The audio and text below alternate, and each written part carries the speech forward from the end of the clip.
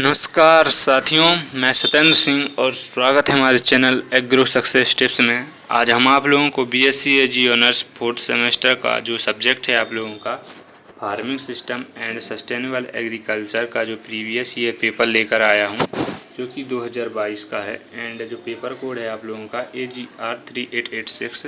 तो चलिए बिना कुछ देरी किए हुए अपने क्वेश्चन की ओर आगे बढ़ते हैं। तो इसमें क्वेश्चन नंबर फर्स्ट रहने वाला है हमारा, जो कि है क्वेश्चन फर्स्ट है हमारा, which is the best complementary enterprise with crops, यानी कि जो फसल के साथ सबसे अच्छा पूरक उद्यम कौन सा है। तो है हमारा लाइव स्टॉक यानी पशुधन है, जो कि हमारा फसल के साथ सबसे अच्छा पूरक उद्यम है। तो इसका राइट आंसर हमारा ऑप्शन नंबर ए हो जाएगा। एंड इसके बाद नेक्स्ट क्वेश्चन है हमारा, what is the objective of sustainable agriculture, यानी कि टिकाऊ कृषि का उद्देश्य क्या है। तो इसका राइट आंसर हमारा ऑप्शन नंबर डी हो जाएगा, यानी कि बेहतर वातावरण, सामाजिक और आर्थिक समानता और लाभप्रदता, जो कि है ये तीनों हैं तो टिकाऊ कृषि के उद्देश्य। तो इसका राइट आंसर है हमारा ऑप्शन नंबर डी हो जाएगा। एंड इसके बाद नेक्स्ट क्वेश्चन है हमारा, which is the most important characteristics of sustainable egg farming. तो टिकाऊ खेती की सबसे महत्वपूर्ण विशेषता कौन सी है। तो यह इसका राइट आंसर हमारा ऑप्शन नंबर ए हो जाएगा, यानी कि पारिस्थितिक संगति है, जो कि टिकाऊ खेती की सबसे महत्वपूर्ण विशेषता होती है। एंड इसके बाद नेक्स्ट क्वेश्चन है हमारा, जो कि sustainable agriculture is also known by which name, यानी कि सतत कृषि को अन्य किस नाम से जाना जाता है। तो इसका राइट आंसर हमारा ऑप्शन नंबर ए हो जाएगा, यानी कि पारिस्थितिक खेती को हम लोग सतत कृषि के नाम से भी जानते हैं। एंड इसके बाद नेक्स्ट क्वेश्चन है हमारा, which is a sustainable agriculture system in India, यानी भारत में एक स्थायी कृषि प्रणाली कौन सी है। तो पर्माकल्चर और चावल गहनता की प्रणाली यानी SRI system, rice of intensification. तो इसका राइट आंसर हमारा ऑप्शन नंबर सी हो जाएगा, यानी दोनों ए और बी हैं, जो कि भारत में एक स्थायी कृषि प्रणाली है। एंड इसके बाद नेक्स्ट क्वेश्चन है हमारा, जो कि है which one is the major sustainability dimension, यानी कि स्थिरता का प्रमुख आयाम कौन सा है। तो इसका राइट आंसर हमारा ऑप्शन नंबर जो है डी हो जाएगा, यानी आर्थिक और पर्यावरण और सामाजिक, यानी ये तीनों हैं जो कि स्थिरता का प्रमुख आयाम है। एंड इसके बाद नेक्स्ट क्वेश्चन है हमारा, how would a farmer avoid the environmental cost of transportation. And तो इसका यानी कि एक किसान परिवहन की पर्यावरणीय लागत से कैसे बचेगा। तो वह कैसे बच सकता है। तो सरकार के समर्थन से, वाहन में जैव ईंधन का प्रयोग करके, स्थानीय उत्पादों का उपयोग करके, या फिर खेती में कम विषैले पदार्थ का उपयोग करके। तो इसका राइट आंसर हमारा ऑप्शन नंबर बी हो जाएगा, यानी वाहन में जैव ईंधन का प्रयोग करके वह अपनी किसान परिवहन की पर्यावरणीय लागत को कम कर सकता है। एंड इसके बाद नेक्स्ट क्वेश्चन है हमारा, who coined the word permaculture, यानी कि जो शब्द है पर्माकल्चर किसने कहा। तो किसने कहा, तो बिल मोलिसन, या फिर डेविड होल्मग्रेन, या फिर रॉबर्ट मैक आर्थर। तो इसका राइट आंसर हमारा ऑप्शन नंबर सी हो जाएगा, यानी दोनों ए और बी, यानी कि बिल मोलिसन और डेविड होल्मग्रेन ने जो शब्द पर्माकल्चर है तो इन दोनों ने ही कहा। एंड इसके बाद नेक्स्ट क्वेश्चन है हमारा, which institute is related to farming system research, यानी कि जो कृषि प्रणाली अनुसंधान है तो किस संस्थान से संबंधित है। तो वह है हमारे IIFSR से संबंधित है। एंड इसके बाद नेक्स्ट क्वेश्चन है हमारा, land use efficiency is used for what in cropping system, यानी कि जो भूमि उपयोग दक्षता का उपयोग फसल प्रणाली में किसके लिए किया जाता है। तो इसका राइट आंसर हमारा हो जाएगा, जो कि है ये सभी हैं जो कि उत्पादकता में, उपज में और मूल्यांकन करने में भूमि उपयोग दक्षता का उपयोग फसल प्रणाली के लिए किया जाता है। तो इसका राइट आंसर हमारा ऑप्शन नंबर डी हो जाएगा। एंड इसके बाद नेक्स्ट क्वेश्चन है हमारा, जो कि है which one is the most component of farming system, यानी जो कृषि प्रणाली का घटक कौन सा है। तो कृषि प्रणाली का जो घटक है यानी कि कंपोनेंट है वह हमारा एग्रो फॉरेस्ट्री यानी कि कृषि वानिकी है इनमें से। तो इसका राइट आंसर हमारा ऑप्शन नंबर डी हो जाएगा। नेक्स्ट क्वेश्चन है हमारा system in farming system is defined as. तो कृषि प्रणाली में कृषि प्रणाली को परिभाषित किया गया है। तो इसका राइट आंसर मुझे नहीं मिला है, तो मैं आप लोगों को गलत आंसर नहीं बताऊंगा। तो चलिए नेक्स्ट क्वेश्चन की ओर।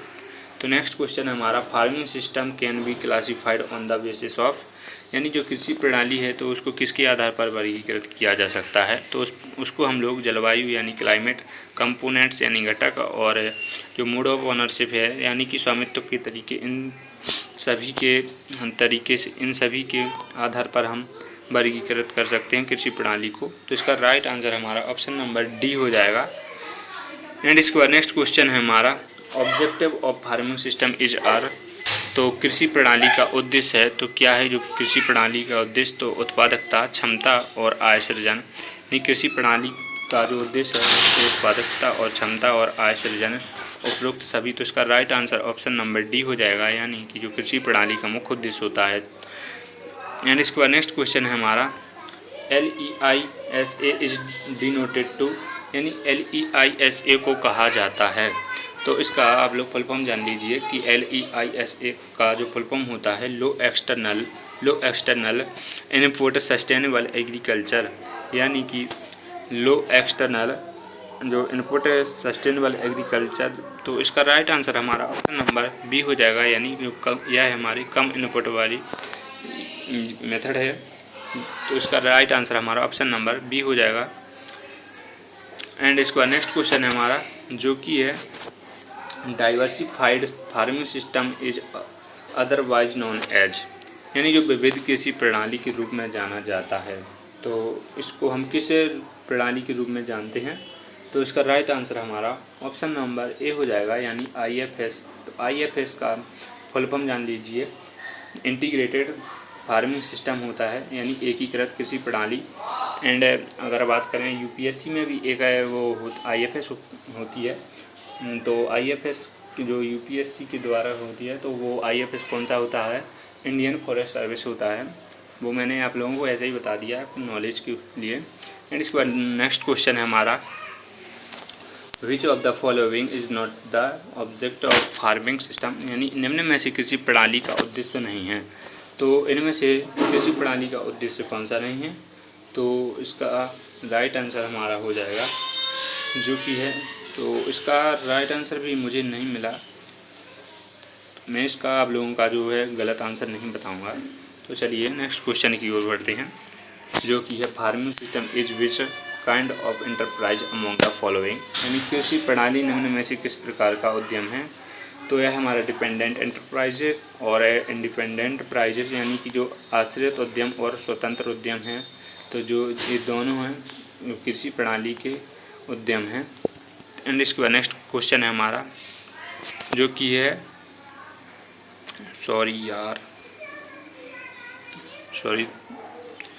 नेक्स्ट क्वेश्चन है हमारा mix farming is which kind of enterprise among the following. ये क्वेश्चन हो गया। नेक्स्ट क्वेश्चन है हमारा नहीं ये क्वेश्चन नहीं हुआ है। Mix farming is which kind of enterprise among the following, यानी मिश्रित कृषि निम्न में से किस प्रकार का उद्यम है। जो हमारी मिक्स्ड फार्मिंग है तो इनमें से किस प्रकार का उद्यम है। तो यह हमारा डिपेंडेंट और इंडिपेंडेंट एंटरप्राइज। तो यानी जो हमारा ऑप्शन नंबर सी हो जाएगा इसका राइट आंसर, यानी दोनों ए और बी हैं जो कि मिश्रित खेती है, मिश्रित कृषि है, तो यह दोनों पर आश्रित होती है। एंड इसके बाद नेक्स्ट क्वेश्चन है हमारा recycling of waste and residues is an of farming system. तो यानी जो कचरे और अवशेषों का पुनर्चक्रण है कृषि प्रणाली का घटक है, या फिर उद्देश्य, या फिर सिद्धांत है, या फिर लाभ है। तो जो हमारा इसका right answer option number A हो जाएगा, यानी यह हमारे एक घटक है जो कि कचरे और अवशेषों का पुनर्चक्रण कृषि प्रणाली का एक घटक होता है। एंड इसके बाद नेक्स्ट क्वेश्चन है हमारा जो कि है the farm wastes are better recycled for productive purpose in which type of farming system, यानी कृषि अपशिष्ट का किस प्रकार की कृषि प्रणाली में उत्पादक उद्देश्यों के लिए बेहतर पुनर्चक्रण किया जाता है। विशिष्ट कृषि प्रणाली में, एकीकृत कृषि प्रणाली में, या फिर विविध कृषि प्रणाली में। तो इसका राइट आंसर हमारा ऑप्शन नंबर बी हो जाएगा, यानी एकीकृत कृषि प्रणाली, यानी IFS integrated farming system. And इसके बाद नेक्स्ट क्वेश्चन है हमारा in context with gender farming system is, यानी जेंडर के संदर्भ में जो कृषि प्रणाली है तो वह सेंसिटिव है या फिर इनसेंसिटिव है या फिर बोथ ऑफ दीज, यानी ये दोनों। तो इसका राइट आंसर हमारा ऑप्शन नंबर ए हो जाएगा कि ये हमारी सेंसिटिव यानी संवेदनशील है, जो कि जेंडर के संदर्भ में हमारी जो कृषि प्रणाली है वह हमारी सेंसिटिव है। तो इसका राइट आंसर हमारा ऑप्शन नंबर ए हो जाएगा। एंड इसके बाद नेक्स्ट क्वेश्चन है हमारा जो कि है in diversified farming no source of income equal as much as in total income, यानी जो विविध खेती में कुल आय में डॉट के बराबर आय का कोई स्रोत नहीं है। तो इसका राइट आंसर हमारा ऑप्शन नंबर बी हो जाएगा, यानी जो 50% है तो विविध खेती में कुल आय में के जो 50% के बराबर आय का स्रोत नहीं है। तो इसके बाद नेक्स्ट क्वेश्चन है हमारा जो कि है specialised farming system is aimed at, यानी जो विशिष्ट कृषि प्रणाली का उद्देश्य है, तो जो विशिष्ट यानी कृषि प्रणाली है तो उसका उद्देश्य क्या है, यानी जो हमारी स्पेशलाइज्ड फार्मिंग सिस्टम होती है तो उसका एम क्या है।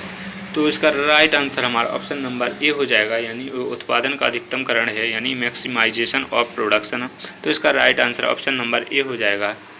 एंड इसके बाद नेक्स्ट क्वेश्चन है हमारा जो कि है why farming system is mainly recommended in India, यानी जो भारत में मुख्य रूप से कृषि प्रणाली की सिफारिश क्यों दी जाती है। तो इसका राइट आंसर हमारा ऑप्शन नंबर सी हो जाएगा कि हमारी टू इंक्रीज इनकम, यानी इनकम इंक्रीज करने के लिए है, जो कि जो कृषि प्रणाली की सिफारिश दी जाती है। एंड इसके बाद नेक्स्ट क्वेश्चन है हमारा which of the following is not the component of IFS, यानी जो इनमें से कौन सा घटक है जो कि IFS का घटक नहीं है। तो इसका राइट आंसर हमारा ऑप्शन नंबर सी हो जाएगा, यानी जो फेंसिंग यानी बाड़ लगाना है जो कि IFS का घटक नहीं है। ऑलरिकल्चर जो कि है ही हमारा विशेष खेती यानी स्पेशलाइज्ड फार्मिंग है ही।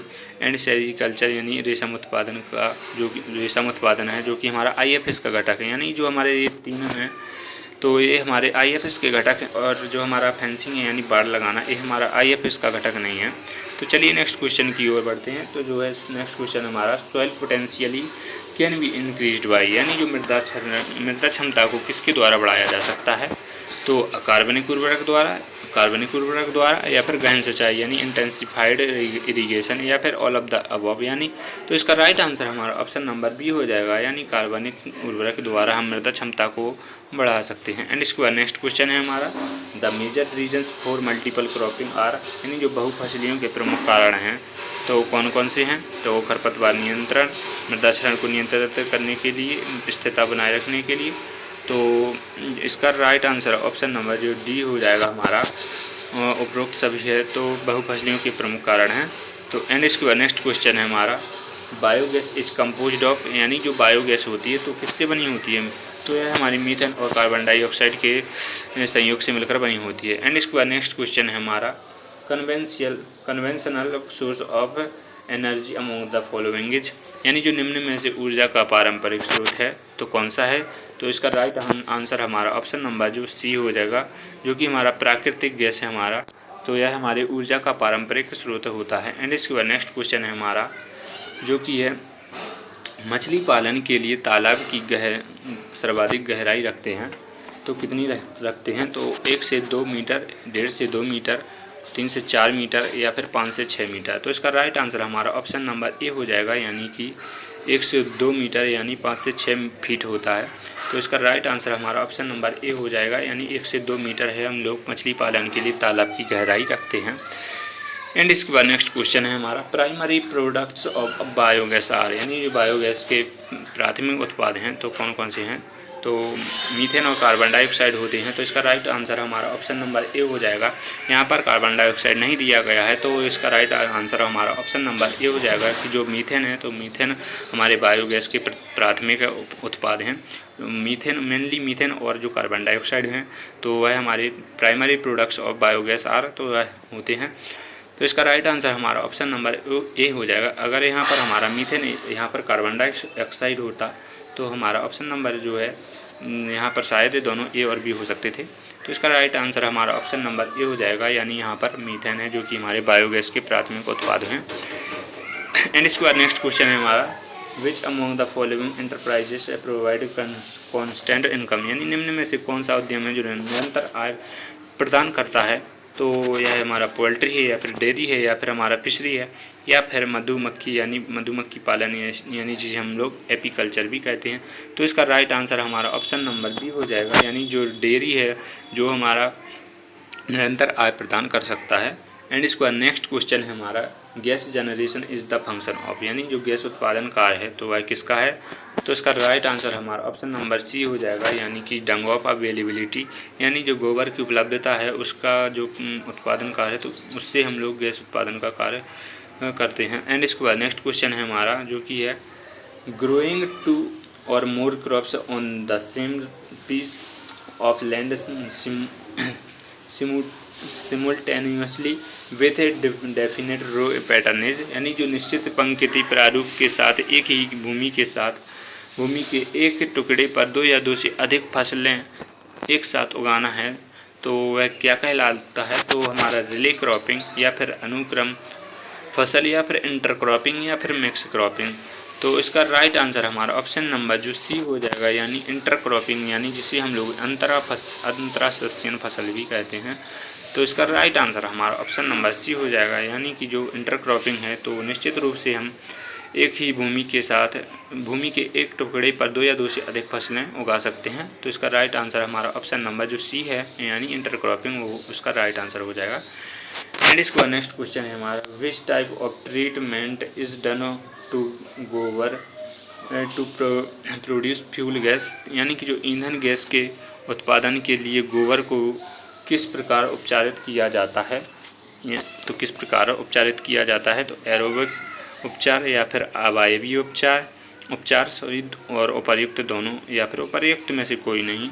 तो इसका राइट आंसर हमारा ऑप्शन नंबर बी हो जाएगा, यानी कि एनारोबिक ट्रीटमेंट यानी अवायवीय उपचार है जो कि ईंधन गैस के उत्पादन के लिए गोबर गैस का उपचार किया जा सकता है।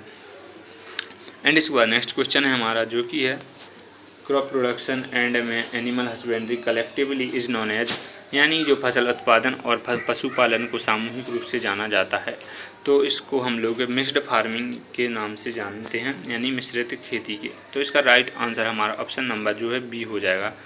एंड इसके बाद नेक्स्ट क्वेश्चन है हमारा crop rotation is defined as a, यानी फसल चक्र को परिभाषित किया गया है तो एक भूमि पर क्रम से विभिन्न फसलें उगाने की प्रणाली या फिर एक ही भूमि पर विभिन्न प्रकार की फसल उगाने की प्रणाली या फिर विभिन्न फसलों को उगाने की एक विधि या फिर अलग अलग भूमि पर एक ही फसल उगाने की प्रणाली। तो इनमें से राइट आंसर हमारा ऑप्शन नंबर जो ए हो जाएगा, यानी कि जो है एक भूमि पर क्रम से विभिन्न फसलें उगाने की प्रणाली को हम लोग फसल चक्र के नाम से जानते हैं।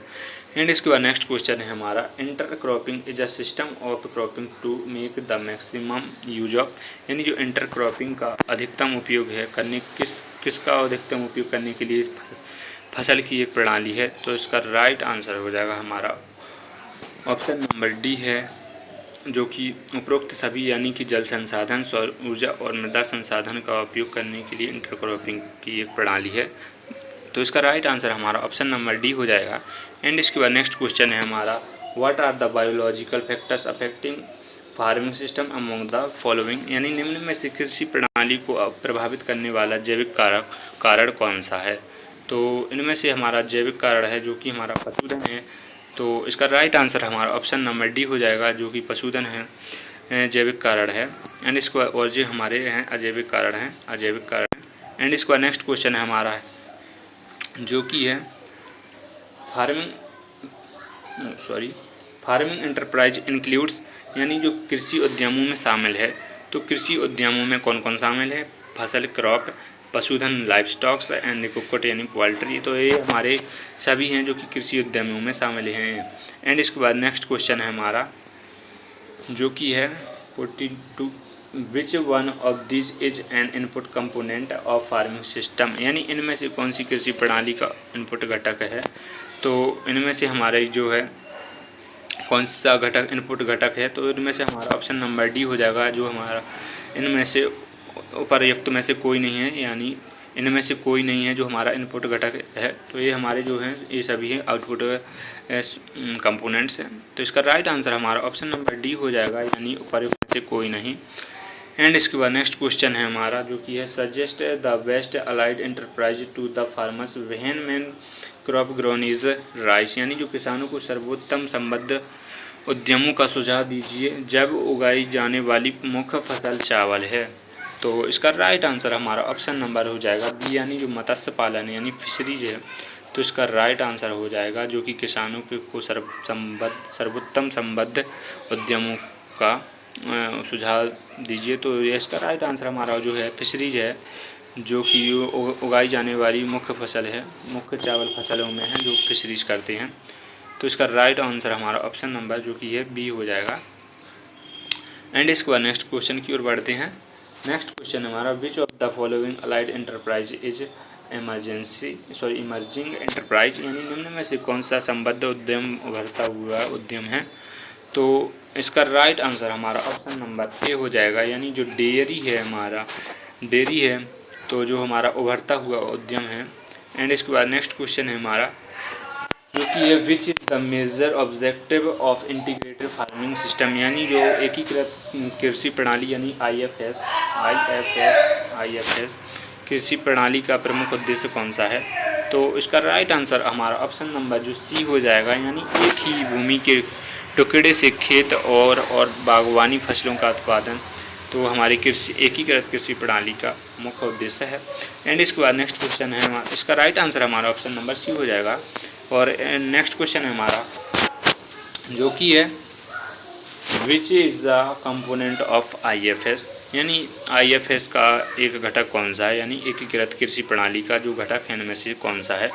तो इसका राइट आंसर हमारा ऑप्शन नंबर जो डी है, यानी उपरोक्त सभी, यानी कि जो पशुधन लाइव स्टॉक और फील्ड क्रॉप्स यानी खेत की फसलें और हॉर्टिकल्चरल क्रॉप्स यानी बागवानी फसलें हैं, जो कि हमारी एकीकृत कृषि प्रणाली के घटक हैं, यानी आईएफएस के कंपोनेंट्स हैं। एंड इसका नेक्स्ट क्वेश्चन है हमारा जो कि है which one of the following is the approach of if system, यहाँ आईएफ सिस्टम है यानी आईएफएस। तो निम्न में से कौन है जो कि आईएफ प्रणाली का दृष्टिकोण है। तो इसका राइट आंसर हमारा ऑप्शन नंबर सी हो जाएगा, यानी कि जो हमारा समग्र दृष्टिकोण और एकीकृत दृष्टिकोण यानी होलिस्टिक अप्रोच और इंटीग्रेटेड अप्रोच, ये दोनों ही हमारे आईएफएस जो इंटीग्रेटेड फार्मिंग सिस्टम है उन सभी के जो दृष्टिकोण हैं। तो इसका राइट आंसर हमारा ऑप्शन नंबर सी हो जाएगा, यानी कि समग्र दृष्टिकोण और एकीकृत दृष्टिकोण। एंड इसके बाद नेक्स्ट क्वेश्चन है हमारा आईएफएम का पूर्ण रूप है, यानी what is the full form of IFM, यानी जो हमारे आईएफएम है तो उसका फुल फॉर्म क्या है। तो उसका फुल फॉर्म हमारा होता है इंटीग्रेटेड फार्मिंग मैनेजमेंट, यानी कि एकीकृत कृषि प्रबंधन। तो इसका राइट आंसर हमारा ऑप्शन नंबर ए हो जाएगा। एंड इसके बाद नेक्स्ट क्वेश्चन है हमारा जो कि है what is if system necessary, यानी आईएफ प्रणाली क्यों आवश्यक है। तो क्यों आवश्यक है, हमारा जो फसल की विफलता को सहन करने के लिए, अधिकतम लाभ और पर्यावरण का समर्थन हेतु। तो इसका राइट आंसर हमारा ऑप्शन नंबर डी हो जाएगा, यानी उपरोक्त सभी। एंड इसके बाद next question and last question which factor affects से आईएफ सिस्टम, तो यानी जो आईएफ सिस्टम को कौन सा कारक है जो प्रभावित करता है। तो ये हमारे बढ़ते मौसम की लंबाई और मिट्टी के प्रकार जो कि हैं दोनों ए और बी हैं। तो ये दोनों हैं जो कि हमारे आईएफ सिस्टम को प्रभावित करते हैं। तो हाँ गाइस, आप लोगों को ये वीडियो अच्छा लगा हो तो वीडियो को लाइक और चैनल को सब्सक्राइब करना ना भूलें, क्योंकि मैं ऐसे ही वीडियोस आपके लिए लाता रहूँगा। और हाँ यार, मेरे को इस वीडियो को बनाने के लिए 5 घंटे से कम नहीं लगा है। तो हाँ, आप लोगों का भी फर्ज़ है कि मेरे को सपोर्ट करना बनता है।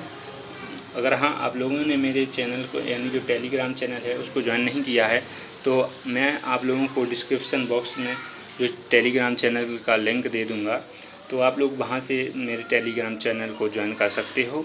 एंड वहां पर मैं आप लोगों को ऐसे ही बहुत सारे पीडीएफ्स हैं जो कि आपके एग्ज़ाम से रिलेटेड मैं प्रोवाइड करता रहता हूं। तो आप लोगों को टेलीग्राम चैनल ज्वाइन करना ना भूल रहे हैं, क्योंकि मैं आप लोगों को वहाँ पर बहुत सारा जो मटेरियल्स है मैं फ्री ऑफ कॉस्ट प्रोवाइड करता हूँ। तो मिलता हूँ अगली नेक्स्ट वीडियो में, तब तक के लिए जय हिंद जय भारत फ्रेंड्स। हाँ